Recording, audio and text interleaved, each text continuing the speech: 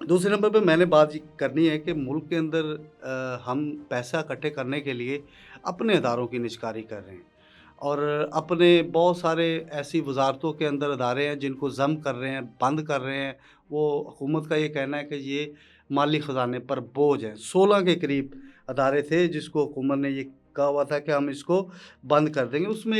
उनमें एक अदारा utility stores corporation भी है, उनको भी बंद करने का ऐलान किया था। अब हुकूमत जब इसका ऐलान कर चुकी थी कि ये अदारे बंद करेंगे, जिसमें पाकिस्तान इंजीनियरिंग था, टेलीकम्युनिकेशन थी और कश्मीर अफ़ेयर्स था। अब ये सारे इदारों को बंद करने का वो मुद्दा या दलील ये दे रहे थे कि ये हुकूमत के ख़ज़ाने पर बोझ है। अब इसमें एक इंटरेस्टिंग बात ये है कि पाकिस्तान का सारा रेवेन्यू इकट्ठा करते हैं जी एफबीआर। हमने एफबीआर को अपने जिसे कहते हैं आँखों पे बिठा के रखा हुआ। अब एफबीआर की कहानी सुन लें। एक तरफ तो हुकूमत कह रही है कि अदारों को हम ख़त्म कर रहे हैं, उन्हें दूसरे अदारों में ज़म कर रहे हैं क्योंकि वो माली बोझ है हम पे। अब सुन लें हुकूमत और हुकूमत का ये कमाऊ पूत एफबीआर, जिसके बारे में हम ये कहते हैं कि ये मुल्क को रेवेन्यू इकट्ठा करके देता है। एफबीआर ने जनाब मांग ली हैं 6 अरब रुपए की 1010 गाड़ियाँ।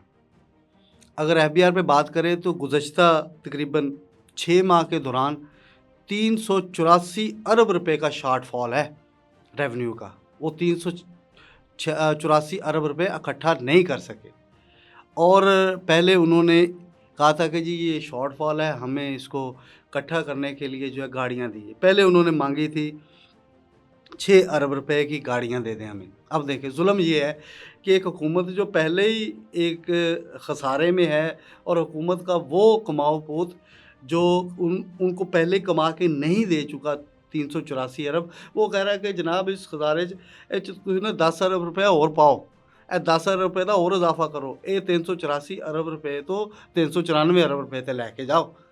और गाड़ियों को चाहिए, वो कह रहे हैं जी ये गाड़ियाँ हमें चाहिए कि हमने रेवेन्यू कलेक्शन करनी है, 1300 सीसी की गाड़ियाँ चाहिए। और भाई को खौफ खुदा है।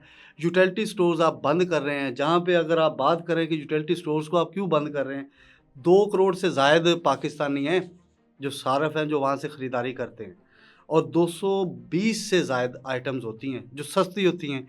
एक आम शहरी जिसकी 37,000 रुपये तनख्वाह है, वो यूटिलिटी स्टोर्स को समझता है कि उसके लिए एक जन्नत है। वहाँ से उसको सस्ती चीज़ें मिलती हैं, वहाँ से उसको सस्ता आटा मिलता है, वहाँ से उसको सस्ता घी मिलता है, वहाँ से सस्ती दालें मिलती हैं, वहाँ से उसको ग्रोसरी की बाकी आइटम्स मिलती हैं।